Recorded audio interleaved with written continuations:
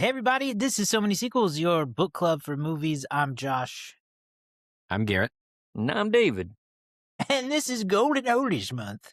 Golden Oldies. On So Many Sequels, we're talking Should we Golden do Oldies. the whole episode like this? It'll be promise? 5 minutes. It won't be long. Stick with It us, won't.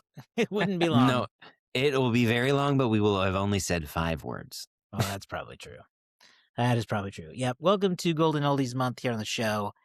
Talking about movies, really just like pre-1970 and beyond. We're hitting the 40s, the 50s, and the 60s this month. So exciting news for us, contemporary boys who watch a lot of movies from the 90s and up. But that's okay. Yeah. We're hitting some classics this month. We've done The Odd Couple. We're talking about The Grapes of Wrath on today's episode. We've got Rear Window coming up. So go check that out and get ready for that episode with us. Yeah, talking about lots of good stuff this month. But first, this month is, or this week is Grapes of Wrath. Garrett, that is your pick. Why did you pick Grapes of Wrath before we get into it here? It's really old, Josh. Yeah. It's really, really old. But it's also considered one of the best, not only one of the best movies of all time by many people, but also one of the best books, at least of American life and novelism at that point in time. So it is well regarded. It takes place in Oklahoma, which is where we are. This is where this podcast takes place. And I think that it has a lot of messages that still stand tall to this day. And it's fun to go back and look at these movies. And while they may not be, again, the pace or the style that we're used to, if you look deep enough, you can find something that makes way too much sense for it to have been 1940 and still feel the same way in 2026. So I was really excited. I've seen it before, but it's been a really long time. I was a kid. Definitely excited to see it as an adult from a different life perspective. Yeah, for sure. I don't think I've seen it before. I really don't. I think I read the book in school at some point. David, you said you saw it a long time ago, right? Yeah, I think somewhere around the age of like 14 to 15, but I can't remember. Maybe 13. So this is probably basically like watching it for the first time, if it's been that long. For a lot of things, there were some scenes that I was like, oh, I remember this. I remember this specifically, this part and this part. But there were some elements I was like, oh, I completely forgot about any of this stuff. The Joads step right out of the pages of the novel that has shocked millions. Tom Joad returns to his home after a jail sentence to find his family kicked out of their farm due to foreclosure. He catches up with them on his uncle's farm and joins them the next day as they head for California and a new life. ... Hopefully. It's not a fun journey, I'll tell you that much. I don't know what box office was like in 1940, David. Do you have details? Not tremendous details, no. Was there one? There's some information I've been able to gather. Again, shout out to Variety. They have been a magazine for a very, very long time, or a news outlet, whatever you want to call them, for a long time, and they do have some very old archive records of newspapers and some box office stuff from, pre-1980, which is, if you go to Box Office Mojo or like the numbers, they just don't go back that far, really. But the Variety has some stuff, so I was able to dig through a little bit. So the movie initially opened in, I believe, February for a limited release, 1940. Wide release was March 13th, 1940, almost 86 years ago and 1 month to when we're recording today. And its initial rentals was 61,000. So that's one of the biggest. I mean, it was because it was based on a very popular book that had just come out a year earlier. The book was published in 1939. So this was a very fast turnaround. There was a lot of anticipation for this. It was the highest, according to what Variety said, it was the biggest rentals at that point since Modern Times, Charlie Chaplin's Modern Times in 1936. So, but you got to remember too, this day and age, Gone with the Wind was still in theaters. Like movies from 10 years earlier were still playing. So like competition was different back then. Movies were in theaters for years and years and years. In fact, they even had a breakdown of regional hits, and this one was really big in Oklahoma City, but so was Gone with the Winds, and His Girl Friday were like the top movies for Oklahoma City that weekend, but they didn't have numbers with it. That was the top movies. Anyhow, Interesting. movie had I assume, a fair run and ended up picking up 2 Academy Award nominations. Actually, had 2 Academy Award wins, actually, for director John Ford and for the actress who played Ma, which we'll get into here in a minute. Yeah, So, Jane Darwell. Jane Harper. So, I mean, based on that, seemingly a pretty good run, but not a lot of details in terms of money. Well, that's a shame. It's the only thing that matters. Where's me money? Capitalism. That's also, That's a element story of this here. movie Yeah. that is here. Yeah. You got a nickel for this one. You mentioned in there, I wanted to drop again, this movie was made super fast in conjunction with the book. The book was published in April 1939. The script of the movie was done by summer that year. And then the movie was released the following year, 1940, which seems crazy to me for the time period. Mm-hmm. Why make anything that fast? Capitalize on the popularity. I guess, The but book, the book was a huge hit. Yeah, the book was a huge hit. And so I think people I still think at this point in time, they were just trying to get people interested in going to the movies. And again, recognizable property pays off. That's true. That's a good point. In this movie, we've already mentioned Jane Darwell, who took home the Academy Award for Best Supporting Actress. But also Henry Fonda's in this, John Carradine, cinematographer Greg Toland, who had just worked on Citizen Kane that same year. Crazy people on this movie. But just like the Letterboxd intro says, the movie does kick off with Tom basically hitchhiking his way back home after being released from prison. He finds the home kind of deserted. Yeah, he killed a man. He finds the home kind of deserted, and we kick off from there. Thoughts going into the movie? How'd you guys feel about it? I wish people would explore more of the Dust Bowl in general. I think it's such a fascinating event,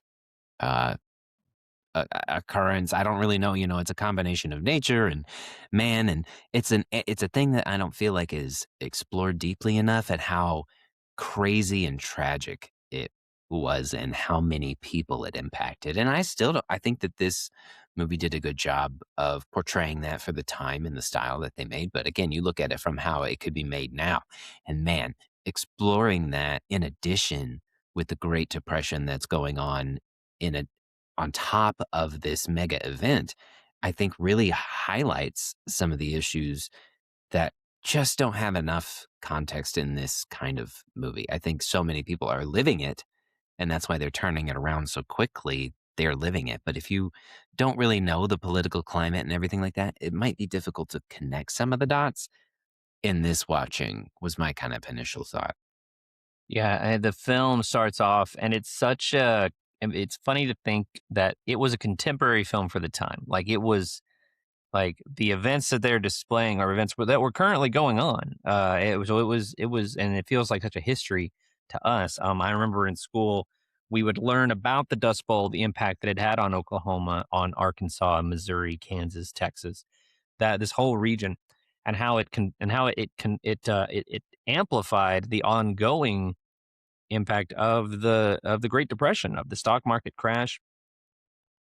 The Dust Bowl itself was a series of long droughts that took place basically every 2 years in the 1930s for this region of the country. And the people were struggling, and they were struggling just to make ends meet. And then you have these, employers of theirs, because they're sharecroppers. So they work the land and then send that up to somebody else, in terms of, people make money. And the people who are making money said, you know what, it's not worth it to pay these families to come farm when we can have someone do this now with one tractor and pay them, $3 an hour, as opposed to, supporting these families. So they kick them off. It's a really difficult time in human history. And then, also, this movie, these events are just a few years pre-World War II, or at least America's entry into World War II. So, I mean, we often think about our current times as being like super tumultuous and super difficult to live through, and stressful. And you can go back and you can find other moments, at least in American history and in other histories, where things were really difficult. And I always kind of like you said, Garrett. I wish that there was a little bit more shine on this era too, because it was a time where people were really struggling, but there was also really interesting stories of perseverance. Um, and so when he comes back to his home and he finds it all, all empty, they try to kind of explain it a little bit there with the first character that he meets. But if this is your first time, this is your first introduction to the history, it's like there's a lot to take in very quickly.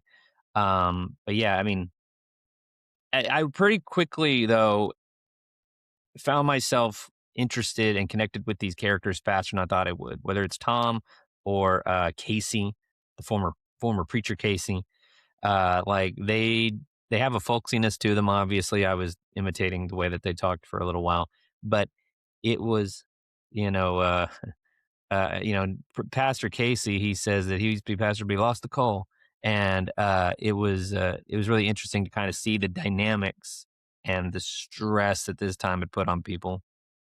Yeah. Yeah, it's a good movie, but I found it a tough watch because of that. It's just really sad. Hmm. They go through so much heartache throughout the movie. There's a scene where we get a pretty distressing description of the bodies of these children. Their puffed out Hmm. bellies and stuff, and then being told that they died of heart failure and Yeah. not the obvious starvation, and just from being broke. Just Yeah. broker than broke. Um, Tough watch, tough watch. Yeah. I mean, It there's is, the and obvious criticism of sort of what capitalism of the day looked like. And you could make your arguments whether it's ultra pro communism or if it's just anti capitalism. But the fact that these people don't have really any options and they're being kicked off, they're being sent away, they're having to pack up and roll across the country for promise of a better job. They sent out all these flyers, so we got 800 jobs. Come pick peaches and you'll make 10 cents a day or whatever, and it sounds good. And the constant beating down of the Joads as they arrive. And you mentioned the scene where that guy describes those children who are starving, and he's trying to tell them, like, I just came back. I was there for a year doing what you guys are on your way to go do. There are no jobs. They sent out thousands of these flyers, and thousands more people came, and they only got so many jobs. So, like, I just spent a whole year watch my wife die, watch my kids die, and I'm going back to just die where I was born. Like, I'd rather do that than die in the middle of nowhere. And so it is very sad, and it was a really interesting hardship. And you hear the callousness by some, of the people they pass by along the way who call them like less than human for struggling the way they are. It is a hard watch because it's not like, I'm gonna try to put this the best way I can. It's not like a movie that has like, it's not like an entertaining movie. It feels more like almost a documentary, uh, or just a pure documentation of what these kind of people were going through. There's not a lot of action. There's not necessarily a lot of like stand out, watch me act kind of scenes. It feels very raw at times. I think, David, you've mentioned you read the book. I haven't, but in some of the research I've done, one of the things that the book really does is that it really hammers on the systems that Hmm. are kind of peppered in again throughout this movie. What this movie does is it connects you to the characters and the people and their story of having this tragic situation forced upon them in so many different ways. They point out those systems through those characters as we get deeper into the movie, and we learn a little bit about how they're doing this. They're printing up 5,000, 25,000 flyers, distributing it across the country amongst people who need them, really knowing they only need like 800 people, hoping X amount of people show up so they pay them less.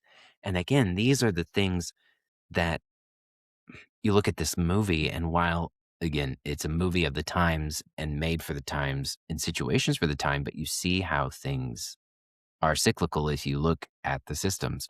Right now it's not necessarily there is obviously a climate crisis going on, but it's also a housing crisis where so many people are hoarding houses to Airbnb it that other people can't buy it. They're forcing people out, driving prices up. It's becoming more and more difficult for people to buy homes. They have to go to different places. Here in Oklahoma, the thing that I think is interesting is we have brought in a lot of remote workers, younger workers, which is great, but they are being paid wages at different places, driving prices up here in Oklahoma, despite local wages not going up at all. And so all of these different systems are helping certain people and then pushing down the people who are there and a part of it and just trying to live by already. So some of these things, you just see how they've evolved over time and not just changed. And that is what really stuck out as we got deeper into the movie. Yeah. I'm gonna have to try to not say things that'll get me put on a leftist terrorist list. Yeah, no. Now but that I it's- know they're making those, Listen, we know this government's watching us. We've said enough stuff that we're already on a list, and we don't even say Essentially. we're serious things. Half the stuff we say is dumb. no, because you're totally right. Because this movie really exposes a lot of just the treatment of people based on financial status. Yeah, and There's a scene that's real sad where they stop in a store to buy a loaf of bread, and they're 5 cents short, and they debate about, just sell me 10 cents of bread, just cut off whatever. They're not going to do that. They sell it to him, and then he buys candy for the kids, asks if they're a penny. She says, "Nah, they're 2 for a penny." He leaves, and the guys were like, "Those were nickels. Those were nickel candies." Like, they were mad about it. yeah. Well, but he lets him keep the change. Right, It's a right. night. So he's like, you know what, you guys did a good thing. Do And a good that's the thing. point. I mean, It's again, nice. we lose sight, and I think this movie tells the story from the people rather than the corporation. And this Right. movie has softened the message of the book, if you will, Very much essentially, so. because That's yeah. my So understanding. and like sure, that's fine. I get it. At the time, you kind of have to, but it still pointed out some of the issues, and it told it Yeah. from the story of relatability of humanity. Because yeah, David, these people said, we don't want charity. We have 10 cents. We will buy Yeah, we 10 want to buy cents the worth. bread. Yeah. And then they show the humanity by giving them the whole thing. They show humanity by leaving change. Everything pays off as opposed to, you go back to the scene where they are on their way. They might have just gotten into California and they're filling up their jalopy full of Beverly Hillbilly bullshit. And they leave, and the service people, they start hounding on Okies who don't know how to live any better, and all this, Right. hateful rhetoric. No humanity's there. You're not seeing what these people are going through. And to point out some of the financial inequality that's still going around, there's no money being invested in that part of the country. You've got that situation now where you've got people living on coasts making $100,000 struggling to live their life. You give me $100,000 here in Oklahoma, I am set for consistency. The financial insecurity that people are still feeling is incredible. And for me, it just highlights that we as people have more in common with the people that you have migrating into the country that people are trying to kick out, as opposed to being connected to the landowners and all of that. Like, there's so many similarities that you see at how Okies were treated and how immigrants are being treated in this day and age. So again, things are just cyclical, and it's just the people that you're yelling at who change. Yeah, I don't know. I push back on softening because I think it does focus on the people, the family, and it's a little bit less. It's definitely less. What's the word? But it's less directly, biting of the systems. But like you can see it, like you can see how it, because I think it makes much more of an appeal to the emotion with these families. With, this family driving across Oklahoma and Arizona and New Mexico, and losing 2 family members along the way. like to age, and then one of them takes off running because like this whole thing wasn't worth it. Like you see the hardships, and the movie is not. I think it's subtly critical of some of these systems while allowing an audience member to much more attach themselves to the people. I'm trying to think of a movie comparatively that's really pointed at systems but has really weak characters, and I just can't. I can't. One of them doesn't come to mind, but I think that it's interesting though. It's interesting because Ford said he never actually read the book. Like even years after he had done the movie, he never went back and read the book. But obviously the writer of the movie, I think, read enough of it to make the differences. But I would hope so. so they were. But I think that the movie does such a good job that by the end of it, like you kind of don't even realize it, but by the end of it, you feel the weariness. Like it asks a lot of questions, and then it kind of leaves it with the audience of the 1940s to say like, how are we letting people live like this? Like what's happening? And I think it's hard to measure how much of an impact a movie can have on change, but as a part of that variety thing, they had a whole list of reviews from various writers across the country, and you kind of see them being like, if this movie was even half accurate, then it's like one of the greatest, injustices in American history to date, and it's still not even done. So I think it's shining a light and it's giving you real people to relate, or at least as real as they can be, real people to relate to. So I know I don't want to say soften. I think I agree with you. Obviously, it does. It's not as blatantly critical as the book is on some, like, as the book's pretty blatantly critical of cops and of not even specifically like police, like trained police officers. It's more like because they would like deputize guys, with their like give them like a little Tintin badge to go round up people, uh that weren't exactly fully judicially, have full judicial powers. They just run in and beat people up. Well, and you know again, you still have that. We live again yeah in Oklahoma. You go back a few years to Bob Bates. If you don't know, go hmm Google it.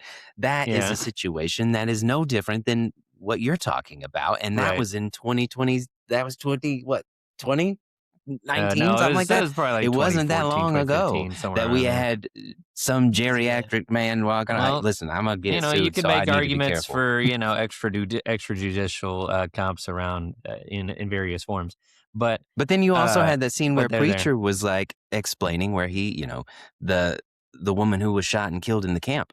Uh, they were talking to him, and he said, "What happened?" Yep. And he said, "I talked back." Yeah, That is Yep. still the same he's thing. Talk he back equals the someone's about to get shot. And they preacher still use it as a Casey. defense when someone does get shot. They go, "Should have listened." Yeah, Yeah, Is that a Pre- death sentence these days? preacher Apparently, it's always was Casey. been. back then too. Yeah, Preacher Casey, voiced by John Carradine, really is one of the sort of more. I think over the course of the film, you appreciate that character more and more. He spells out that situation. The guy spoke back, very cool. And then but he explains to Tom Joad, Henry Fonda's character, what the racket is here. That there's a bunch of people out on strike because they wanted the 5 cents they were promised, and they're giving you 5 cents now. But as soon as this strike dies down, they're going to give you 2.5 cents. Like and it's not even necessarily. It's not even necessarily like it's one of those. It's one of those criticisms too of the system that like it's not even about the maliciousness of it. It's like the system is naturally works its way to this. It works its way to they have more workers than they need, so they can pay you whatever they decide that they're going to pay you, and they're relying on the fact that just when you walk away and say you want more, there's somebody who just shipped in here from Oklahoma who's desperate to feed their family that'll take half of what you want, half of what you're asking for, and we can ride that out for however long we need to. And so it has its moments. It has its moments where it's highlighting these things, and it's even at the very beginning when the guy's like, "Well, who's your boss?" And he goes, "Well, the guy up in Tulsa." Well, who's his boss? Well, some guy up in New York City. Like nobody's actually in charge of all this stuff. It's always someone, some far away. Like I he goes, "Who found do we that part shoot?" kind of upsetting to hear. Well, who In do we shoot? 2026, No, no. this just that it's always been so obvious that like, what are you gonna get mad at the guy who told you? He's just the messenger. What are you gonna get mad Yeah, at his boss? He's just the messenger. Yeah. And Everybody's just I doing don't their know job. I don't know how long that. Somebody's got to stop that. We call that, boys and friends and everybody, capitalism, right? Someone's got to be. I'm going on a list. Someone's got to be accountable somewhere down the line. It can't just always be I was following orders. Yeah, You look, know, it's a system that's given us some nice things here, but it's not a system Sure. without flaws, and so you No. end up with these situations where, now we're really Well, off on a some rant, would argue. but Some would argue what we've become is no longer capitalism. oh yeah, it's a different form of it for sure. If we were doing that, maybe it would be all right. Anyway, I think that is a good point for us to give our final rating and reviews. Now that Get we're out on a high note. now that we're now that we're finding too many parallels to today. Yeah.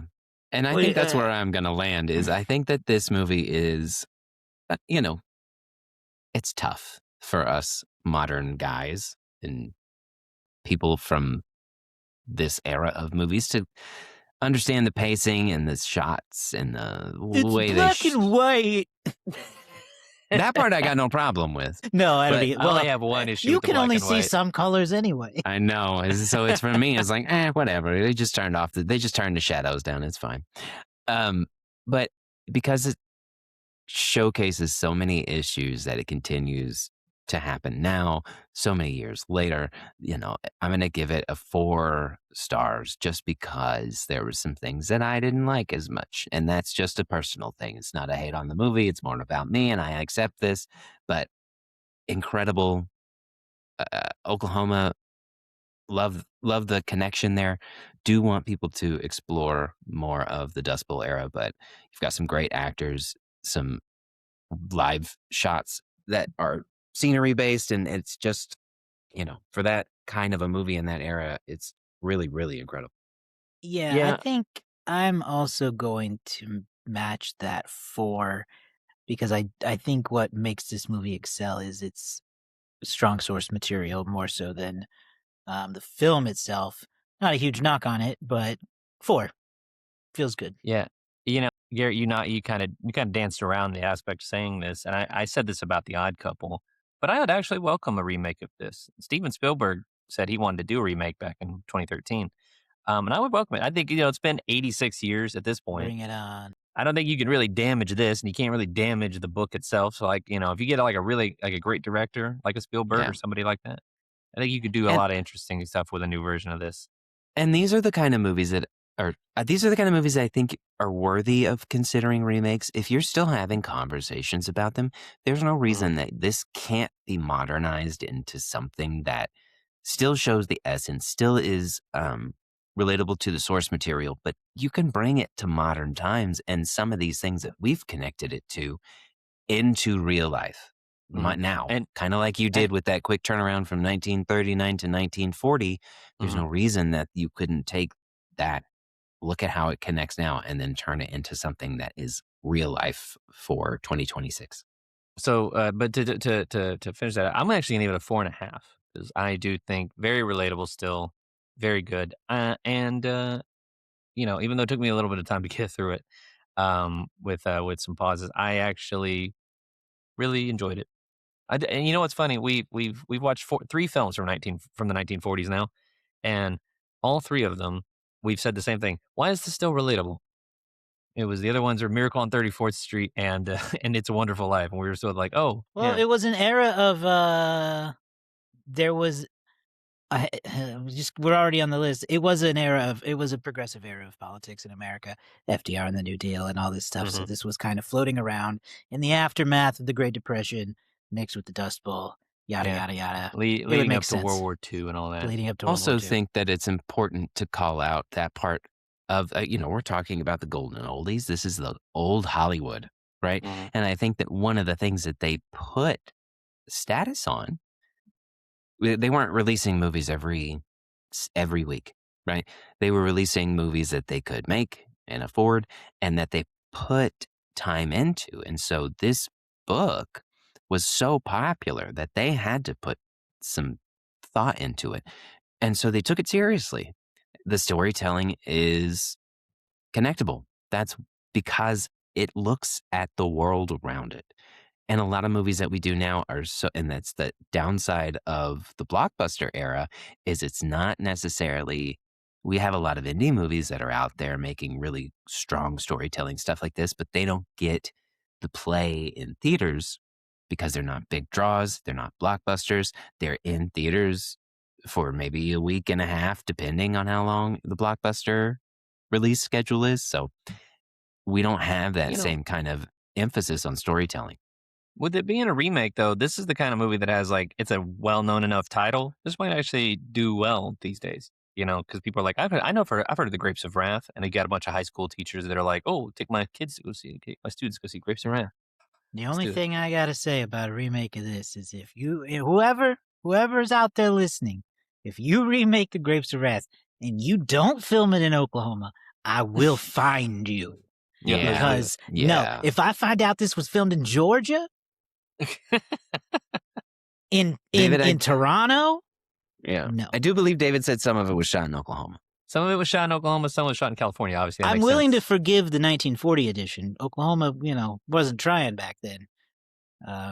But today, there's a tax incentive. And if that doesn't say capitalism, I don't know what does. They didn't need the incentive back then. They just showed up and found an empty house and started shooting. Yeah. All right. I got a couple Letterboxd reviews here to read. You might imagine that there's not a lot of funny ones. There's a lot of there's a few funny ones.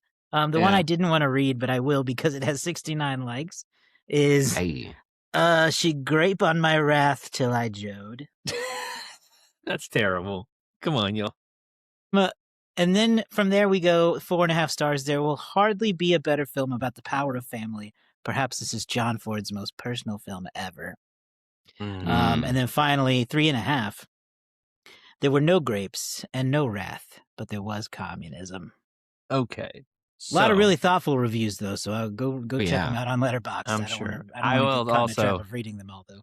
I will also add that my real first introduction to the Grapes of Wrath was through the VeggieTales, so I appreciate them doing. Okay. Did they represent them as grapes? They were grapes that drove a jalopy, and they were cranky and angry, and they had a song that went, "We are the grapes of wrath, so stay out of our path." It was great.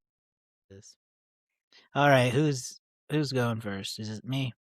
Well, it is actually, Josh, it's you and I. We're tied, and I won last, so it'll be you. Yeah, okay. This is a classic, so I personally think it'll be at least a 4. So I'm gonna go 4.0, just like Garrett and I did. 4.0. Okay. Then I'd say it's a 4.2. Okay. Really don't know. Honestly, really don't know on this one. I'll sandwich and just go 4.1. Sandwich it I up. like it. All right, our winner this week is going to be getting us out of a tie, David.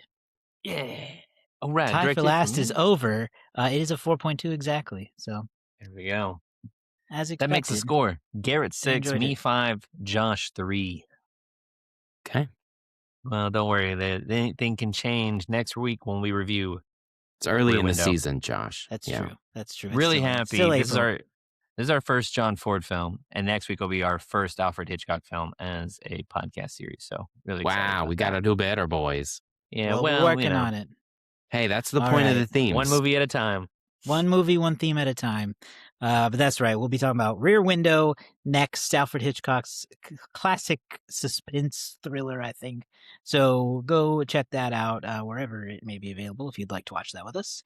We'll be there to talk about that next time. Subscribe on YouTube, Spotify, wherever you get podcasts. You can go to somebodysequels.com for more. We'll see you guys next time. Bye.